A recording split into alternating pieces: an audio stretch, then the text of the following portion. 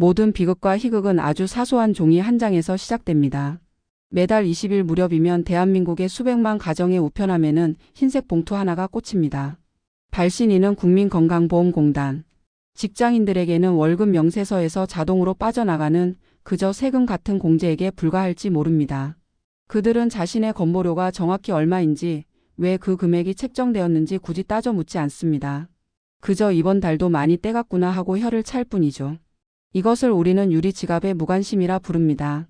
하지만 지역가입자라 불리는 이들에게 그 흰색 봉투는 공포 그 자체입니다. 누군가에게는 생존을 위협하는 시한폭탄이자 누군가에게는 국가가 휘두르는 이해할 수 없는 폭력의 문서입니다. 프리랜서, 자영업자, 은퇴한 노부부 그리고 직장을 잃고 하루아침에 지역가입자로 편입된 실직자들. 이들은 봉투를 뜯는 순간 심장이 내려앉는 경험을 수없이 해왔습니다. 나는 밥벌이가 끊겼는데 왜 보험료는 더 올랐는가? 내가 산 중고차 한 대가 내 몸의 건강과 무슨 상관이라고 가격이 올랐는가? 이 질문들은 지난 수십 년간 대한민국 사회를 떠돌던 유령이었습니다. 우리는 그동안 한국형 건강보험이라는 세계적인 성공 신화에 취해 그 시스템을 지탱하는 바닥에 얼마나 많은 모순과 불합리가 깔려 있었는지 애써 외면해 왔습니다. 오늘 우리가 마주한 이 개편 소식은 단순히 계산법을 바꾸는 기술적인 문제가 아닙니다. 이것은 무엇이 공정한 부담인가를 묻는 철학적 질문이자 과거의 낡은 유산을 청산하려는 거대한 몸부림입니다. 도대체 우리는 그동안 어떤 시스템 위에서 살아왔던 것일까요? 그리고 왜 지금 이 시점에 이토록 급진적인 변화가 필요한 것일까요? 시계를 조금 뒤로 돌려 이 기이한 제도가 탄생했던 야만의 시대를 먼저 복귀해 봐야겠습니다. 믿기 힘드시겠지만 불과 얼마 전까지 대한민국은 100이랑 2000cc짜리 그랜저를 타는 것이 1600cc 아반떼를 타는 것보다 더 아플 확률이 높다고 믿는 듯한 이상한 나라였습니다. 물론 과장된 표현입니다만 건보료 부과 체계의 논리는 정확히 그랬습니다. 1970년대와 80년대 대한민국이 처음 의료보험을 설계하던 시절로 돌아가 봅시다. 당시 정부에게는 치명적인 약점이 하나 있었습니다. 바로 국민들이 얼마를 버는지 알 방법이 없었다는 것입니다. 신용카드는커녕 영수증조차 제대로 주고받지 않던 현금 박치기의 시대였습니다. 자영업자의 장부는 비밀 금고 속에 있었고 국세청의 전산망은 구멍 숭숭 뚫린 그물과 같았습니다. 소득을 기준으로 보험료를 걷고 싶어도 소득이 파악되지 않으니 불가능했죠. 그래서 고안해낸 것이 바로 추정의 원칙입니다. 소득은 숨길 수 있어도 집과 자동차는 숨길 수 없다. 참으로 편리하고도 게으른 행정의 발상이지 않습니까? 당시엔 자동차가 부의 상징이었습니다. 차가 있어? 그럼 돈 좀 있겠네. 보험료 더 내. 이 투박한 논리가 수십 년간 유지되어 온 것입니다. 문제는 세상이 변했다는 겁니다. 자동차는 이제 부의 상징이 아니라 생계의 수단이 되었습니다. 시골에서 농사를 짓기 위해 산 낡은 트럭 한 대, 새벽 배송을 위해 무리해서 뽑은 화물차 한 대가 건보료 폭탄의 뇌관이 되었습니다. 집값이 폭등하자 소득은 한 푼도 없는 은퇴자가 단지 깔고 앉은 집 한 채 때문에 수십만 원의 건보료를 강탈당하듯 내야 하는 상황이 벌어졌습니다. 이것은 명백한 역진적 수탈이었습니다. 진짜 부자들은 법인 명의로 리스차를 굴리며 이 그물망을 유유히 빠져나갔고 정직하게 내 명의로 낡은 차를 등록한 서민들만 그물을 뒤집어 썼습니다. 이 낡은 유산이 2026년을 바라보는 지금까지 끈질기게 살아남아 있었다는 사실, 이것이 바로 우리 행정의 게으름을 증명하는 증거였습니다. 자, 이제 조금 더 깊이 숫자의 감옥으로 들어가 보겠습니다. 이번 건강보험료 개편안에서 등급제 폐지와 정률제 도입이라는 말이 나옵니다. 용어가 어렵게 느껴지지만 본질은 아주 간단합니다. 계단을 없애고 경사로를 만들겠다는 뜻입니다. 기존의 지역가입자 건보료 체계는 일종의 계단식이었습니다. 전문 용어로는 등급제라고 하죠. 재산을 구간별로 나누어 점수를 매기고 그 점수의 단가를 곱해 보험료를 산출했습니다. 얼핏 보면 합리적인 것 같지만 여기에는 악마가 숨어 있습니다. 상상해 보십시오. 당신이 어두운 계단을 오르고 있습니다. 그런데 어떤 계단은 높이가 10cm인데 바로 다음 계단은 갑자기 50cm로 높아집니다. 발을 헛디디기 딱 좋은 구조죠. 기존 등급제가 바로 이랬습니다. 재산이 1억 원인 사람과 1억 100만 원인 사람. 고작 100만 원 차이입니다. 하지만 이 100만 원 때문에 등급이 바뀌면 보험료는 몇만 원이 훌쩍 뜁니다. 이것을 우리는 문턱 효과라고 부릅니다.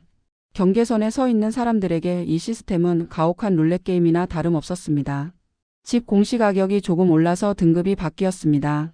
이 한마디 통보에 수많은 서민이 분통을 터뜨렸습니다. 내가 번 돈은 그대로인데 정부가 정한 집값 기준이 올랐다는 이유만으로 내 생활비가 깎여 나가는 구조. 이것은 납세자가 납득할 수 없는 행정 편의주의가 낳은 괴물이었습니다. 그래서 이제 정부는 이 계단을 부수겠다고 선언했습니다. 정률제. 즉, 당신이 가진 재산 가액의 일정한 비율을 곱해서 계산하겠다는 것입니다. 100만 원이 늘어나면 정확히 그 비율만큼만 더 내면 됩니다. 계단을 오르다 굴러떨어질 걱정 없이 완만한 경사로를 걷게 되는 셈입니다. 이것은 수학적으로는 선형성의 회복이며 철학적으로는 비례의 정의를 실현하는 과정입니다. 가진 만큼만 딱 그 비율만큼만 내라는 단순한 진리가 이제야 작동하기 시작한 것입니다. 하지만 등급제보다 더 악랄한 괴물이 하나 더 있었습니다. 바로 시간의 시차입니다. 이 대목에서 저는 송파세 모녀 사건의 비극을 떠올리지 않을 수 없습니다. 벼랑 끝에 몰린 이들에게 국가는 구원의 손길을 내미는 대신 과거의 데이터를 들이밀며 빚독촉을 했습니다. 지금까지 지역가입자의 건보료는 최대 23개월 전, 즉 2년 전의 소득을 기준으로 부과되었습니다. 이것은 행정 시스템이 데이터를 처리하는 속도가 현실의 속도를 따라잡지 못해서 생긴 비극적인 지체 현상이었습니다. 한 자영업자를 예로 들어봅시다. 2023년에 식당이 대박이 났습니다. 돈을 좀 벌었죠. 하지만 2024년에 불경기가 닥쳐 쫄딱 망하고 폐업을 했습니다.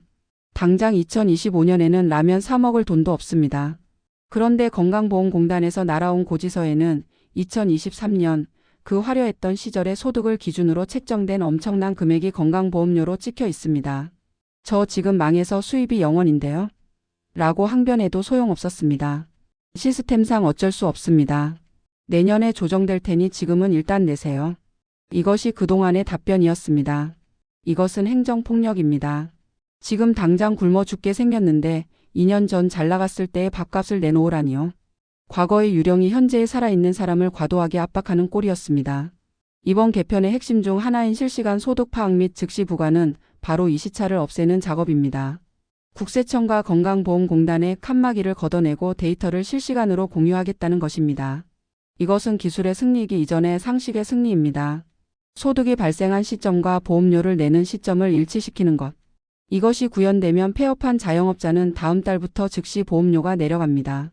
더 이상 억울하게 조정 신청을 하러 공단을 찾아가 읍소할 필요가 없어지는 것입니다. 자, 지금까지는 억울한 피해자들의 이야기였습니다. 하지만 이 개편안에는 날카로운 칼날도 숨겨져 있습니다. 그 칼끝은 바로 숨어있는 부자들, 합법적인 무임승차자들을 겨냥하고 있습니다. 건강보험 제도에는 피부양자라는 아주 독특하고 관대한 제도가 있습니다.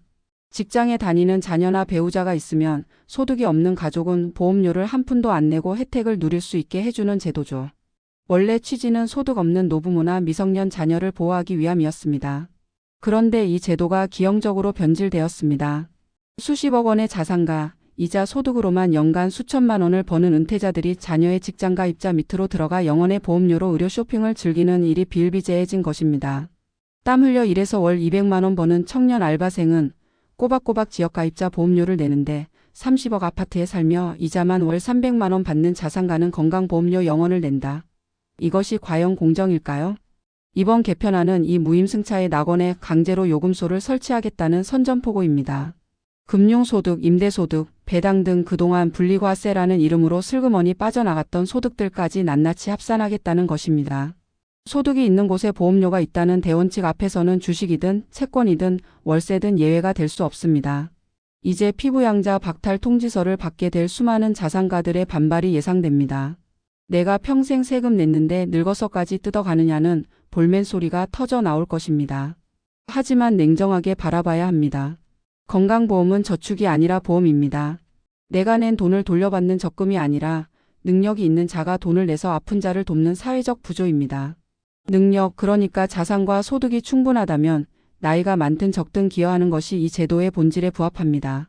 자, 피부양자라는 가족의 울타리가 거치고 나면 이제 더 깊숙한 곳에 숨어있던 진짜 성역이 모습을 드러냅니다. 바로 금융소득이라는 거대한 빙산입니다. 우리가 흔히 조세 형평성을 논할 때 가장 뜨거운 감자가 되는 것이 바로 땀 흘려번 근로소득과 돈이 벌어다 준 자본소득 사이의 괴리입니다. 직장인들은 흔히 자조 섞인 농담을 합니다. 내 월급은 통장을 스쳐 지나갈 뿐 그 흔적은 국세청이 이런 단위까지 알고 있다고 말입니다. 이것이 바로 유리 지갑의 숙명입니다. 소득이 뻔히 보이니 피할 길도 없습니다. 하지만 자본이 벌어다 주는 돈은 그동안 아주 견고한 마법의 망토를 두르고 있었습니다. 주식 배당금, 채권 이자 같은 금융소득이 연간 2천만 원을 넘지 않으면 이 소득은 마치 투명 인간처럼 취급되었습니다. 이를 분리과세라고 부릅니다. 세금은 따로 조금 낼지언정 건강보험료 산정에는 아예 포함조차 시키지 않았던 것입니다. 이 2천만 원이라는 기준선은 일종의 면죄부였습니다. 생각해 보세요. 누구는 연봉 3천만 원을 받으며 뼈 빠지게 일해서 건보료를 냅니다. 그런데 누군가는 10억 원을 예금해 두고 연이자 1,900만 원을 받으면서도 이 소득에 대해서는 건보료를 한 푼도 더 내지 않았습니다. 왜일까요? 기준선인 2천만 원을 넘지 않았다는 단 하나의 이유 때문입니다. 이것은 자본주의가 가진 기이한 침묵이었습니다.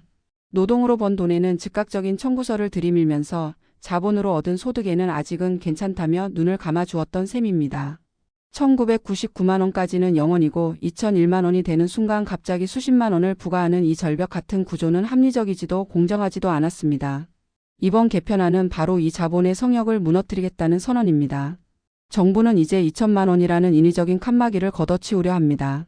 주식 배당금이든 예금 이자든 사모펀드 수익이든 단돈 1만 원이라도 소득이 발생했다면 그것을 노동소득과 합쳐서 건보료를 매기겠다는 것입니다.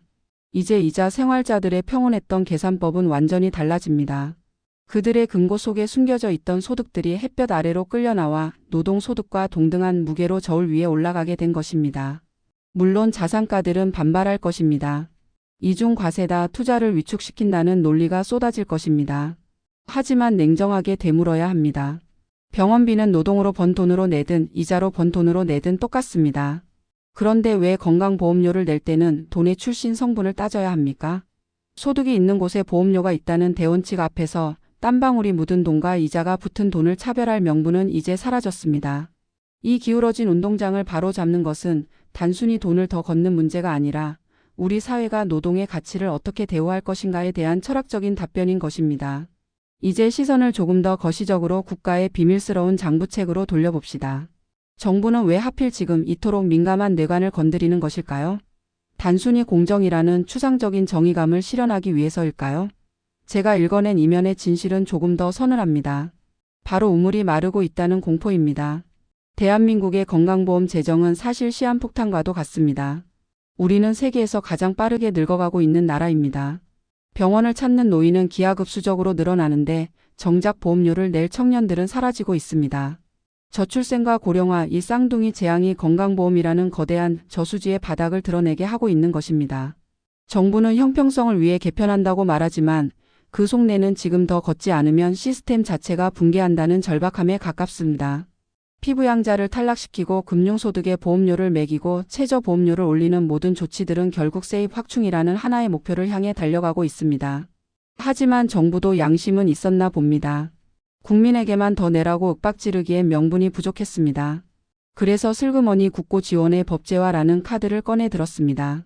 그동안 건강보험 재정에 국가가 돈을 보태주는 것은 한시법에 근거한 임시 조치였습니다. 마치 용돈 주듯 줄 수도 있고 안 줄 수도 있는 불안한 돈이었죠. 이제 이것을 법으로 못 박아 국가도 도망가지 않고 책임지고 돈을 넣겠다고 약속하는 것입니다. 이것은 일종의 사회적 대타협의자 거래입니다. 국민 여러분, 숨겨진 소득까지 탈탈 털어 보험료를 내주십시오. 대신 국가도 이 배가 가라앉지 않게 확실히 돈을 붓겠습니다. 이 약속이 얼마나 성실하게 지켜질지는 두고 봐야 할 일입니다. 하지만 적어도 이제는 서로가 서로의 주머니 사정을 뻔히 아는 상태에서 파국을 막기 위한 고통 분담을 시작했다는 점에서 의미가 큽니다. 이 거대한 소용돌이 속에서 냉정하게 계산기를 두드려 볼 필요가 있습니다. 자본주의 사회에서 제도의 변화는 곧 누군가의 지갑이 두꺼워지고 누군가의 지갑이 얇아지는 제로섬 게임이기 때문입니다. 누가 웃고 누가 울게 될까요? 가장 큰 안도의 한숨을 내쉴 사람들은 명백히 재산은 적지만 소득이 불안정한 지역가입자들입니다. 낡은 트럭 한 대 때문에 혹은 전세 보증금이 올랐다는 이유만으로 억울하게 폭탄을 맞았던 이들은 이제야 비로소 상식적인 고지서를 받게 됩니다. 정률제 도입으로 보험료가 합리적으로 조정되고 무엇보다 실시간 소득 파악으로 인해 망한 뒤에도 돈 내는 억울함이 사라집니다. 이것은 단순한 금전적 이득을 넘어 국가 행정에 대한 깊은 불신을 씻어내는 계기가 될 것입니다. 반면 직격탄을 맞는 이들은 소득이 노출되지 않았던 부자들입니다. 은퇴 후 임대업으로 여유롭게 살던 건물주, 주식 투자를 전업으로 하던 슈퍼개미, 그리고 프리랜서로 고수익을 올리면서도 비용 처리를 통해 소득을 축소했던 전문직들. 이들에게 이번 개편은 악몽과도 같습니다. 이제 건강보험료는 그들에게 제2의 세금이 되어 묵직하게 다가올 것입니다. 금융소득과 임대소득이 낱낱이 합산되는 순간 그들이 누리던 무임승차의 시대는 종말을 고하게 됩니다. 그렇다면 대다수 직장인은 어떨까요? 당장은 큰 변화가 없어 보입니다. 하지만 안심하기엔 이릅니다. 이번 개편의 칼날이 지역가입자와 피부양자를 겨냥하고 있지만 재정 고갈의 속도가 늦춰지지 않는다면 다음 타깃은 결국 월급쟁이의 유리지갑이 될 수밖에 없기 때문입니다. 즉 이번 개편은 직장인들에게 유예된 시간을 벌어주는 방파제 역할을 하는 셈입니다. 지금 이 방파제가 얼마나 버텨주느냐에 따라 우리 월급 명세서의 미래가 결정될 것입니다. 이 모든 이야기의 끝에서 우리가 가져야 할 마음가짐에 대해 생각해 봅니다. 우편함에 꽂힌 건강보험료 고지서를 받아 들 때마다 우리는 본능적으로 분노합니다. 내가 병원에 얼마나 간다고 이 큰 돈을 내나? 건강한 사람일수록 이 생각은 짙어집니다. 하지만 건강보험은 내가 낸 돈만큼 물건을 받아가는 자판기가 아닙니다. 그것은 언젠가 나도 약해질 수 있다는 인간의 유한성을 인정하고 서로가 서로의 추락을 막아주는 안전망입니다. 이번 대개혁은 그 안전망의 매듭을 다시 묶는 과정입니다. 헐거워진 매듭은 조이고 엉킨 실타래는 끊어내고 낡은 줄은 새 것으로 교체하는 작업입니다. 그 과정에서 누군가의 손은 아프고 누군가의 어깨는 무거워질 것입니다. 가진 자에게는 더 많은 책임을, 덜 가진 자에게는 최소한의 존엄을 지켜주는 이 방향성이 비록 완벽하지는 않을지라도 우리가 가야 할 길임은 분명해 보입니다. 맹자에 이런 말이 있습니다. 항산이 없으면 항심이 없다. 생활이 안정되지 않으면 바른 마음을 유지하기 어렵다는 뜻입니다. 건강보험료라는 이 작은 고지서가 누군가의 항산 생활을 위협하는 흉기가 되어서는 안 됩니다. 반대로 넉넉한 항산을 가진 이가 항심을 잃고 책임을 회피해서도 안 됩니다. 이번 개편이 우리 사회의 항산과 항심을 동시에 바로잡는 작지만 단단한 초석이 되기를 바랍니다. 오늘 밤 당신의 우편함에 꽂힐 새로운 고지서가 더 이상 두려움의 대상이 아니라 우리 공동체가 조금 더 공정해지고 있다는 작지만 확실한 증거가 되기를 바랍니다. 차가운 숫자 뒤에 숨겨진 이 뜨거운 변화의 바람이 여러분의 삶에는 부디 따뜻한 온기로 닿기를 바라며 오늘 이야기를 마칩니다.